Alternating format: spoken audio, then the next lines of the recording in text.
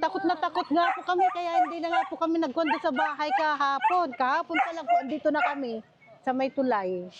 Kasi natatakot ako, dadalawa lang po kasi kami. Ang lakas ng hangin. Kaya yun, dito na po kami nagpalipas ng magdamag. Anong tawag sa river na to? Chico River ba yan? Iyak lang, naiyak yung mga anak ko. Gusto po nilang lumabas. Sabi ko, huwag silang lalabas at baka mamaya madaganan ng mga puno at napakarami ng punong bumabagsak sa mga paligid. Tapos nga, nangyari po pupunta sana po kami dyan sa kapitbahay namin. Wala po akong magawa. Doon na lang po kami.